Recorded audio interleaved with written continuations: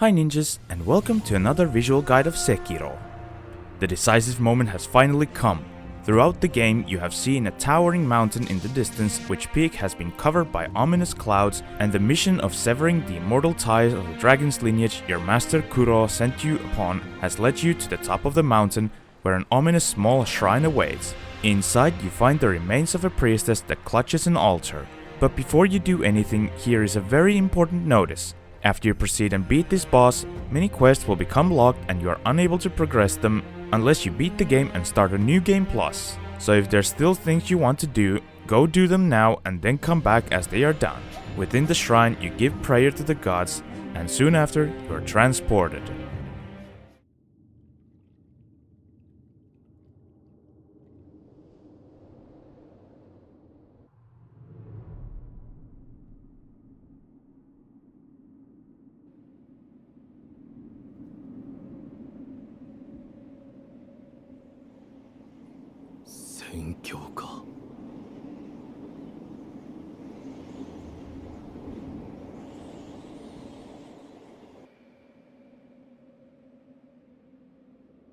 But you are immediately greeted by its denizens.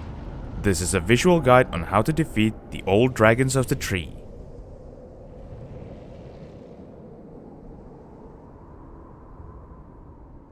This fight is very simple and easy, but still better to be vigilant until the end and not give in to arrogance. The old dragons of the tree share the same health pool, and when one dies, the combined health pool drops by a slight. You will need to kill 25 old dragons for the victory while they all swarm around. The old sickly grey dragons mainly vomit poison into the ground, and if you stay in the poison, your poison meter rises rapidly. The old dragons have a melee attack where they hit you with their staff for small damage. When one of the old dragons has been killed, the others begin to raise their staffs into the air, and after a second or two, 3 trees will sprout from the ground. If you stay in place where the trees sprout, you will be knocked off your feet and take moderate damage. To avoid this, simply start sprinting around until all 3 trees have sprouted. After this, 2 of the trees will wither away while one of them stays. At this moment, you are able to grab onto the remaining tree to escape from the dragons swarming, and if you lock onto any of them, you are able to perform a different kind of aerial death blow where you grab onto the targeted dragon and then spin them around in a wide circle, killing any of the dragons that the spinning attack connects. As the old dragons die, new ones sprout from the ground, but so do these darker, less frail dragons too.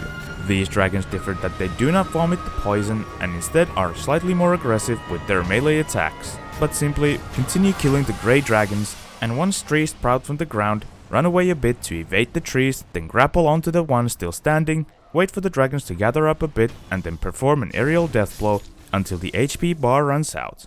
Congratulations on the victory.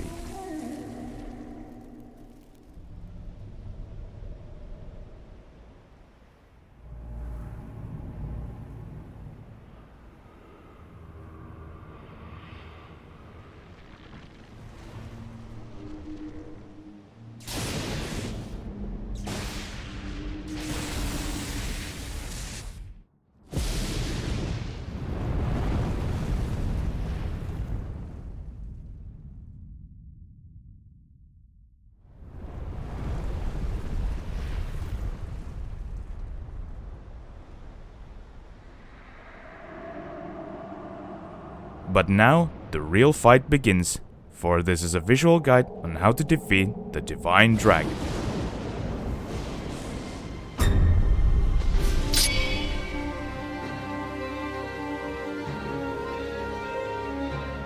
Simply put, this fight is beautiful. From the grace of the arena, from the music, and of course, the Divine Dragon himself. As the Divine Dragon sits upon a great sakura tree, you are unable to reach him to attack him pretty much at all. He wields a gigantic sword in his right hand, which he uses with grace and power. Many times when you are close to the Divine Dragon, he'll begin howling in the wind, gathering wind around you, and if the wind reaches you, he'll push you to the far side of the arena. This does not deal damage to you in any way, but simply pushes you back. When you aren't at the Divine Dragon's close proximity, he will do overhead swings with the sword that sends out a strong shockwave. When he starts with the overhead swings, he proceeds to use 3 of them in continuation before he ends and uses another attack, and each of the hits deals moderate damage and also knocks you off your feet, and high damage if it hits you while you're in the air. Mainly these attacks should be avoided by sprinting to the side, but they can also be deflected or even blocked.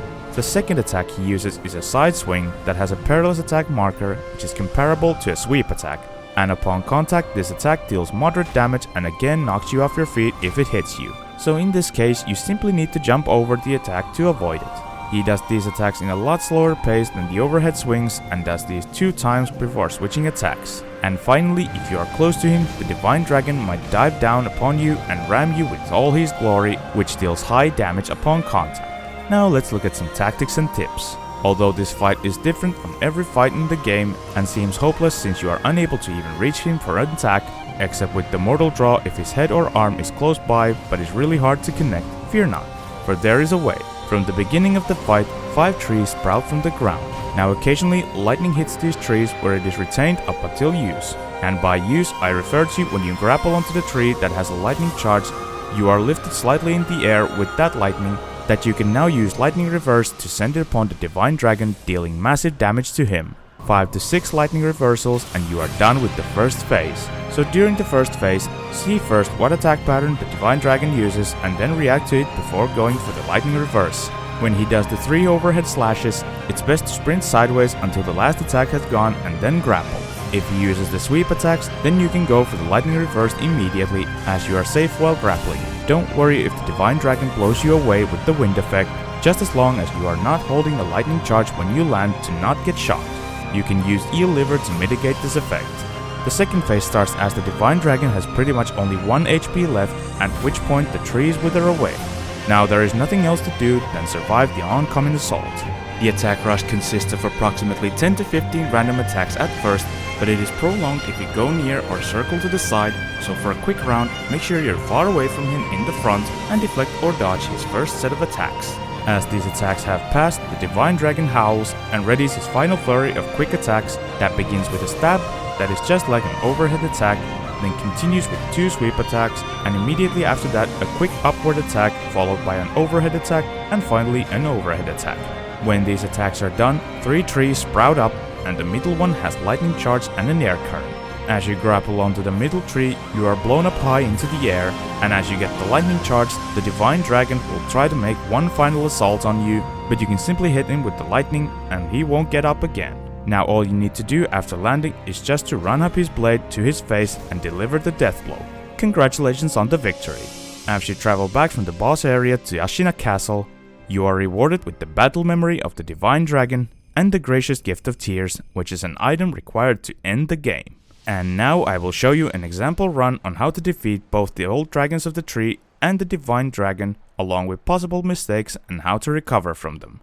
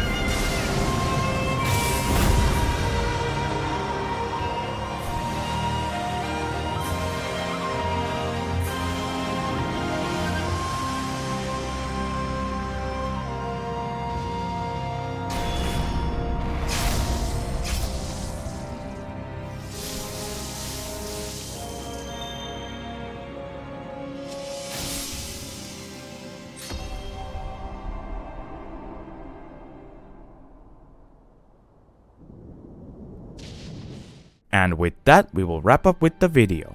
Now that you have beaten the Divine Dragon, the final phase of the game begins. And as mentioned at the start of the video, many parts of the game are now locked out, and in order to access those parts, you must complete the game and start a new game plus. I hope this video was of help. Leave a like if it was, subscribe for more, and if you have any questions or comments, let me know in the comments below. Thanks for watching, stay vigilant, and I'll see you next time!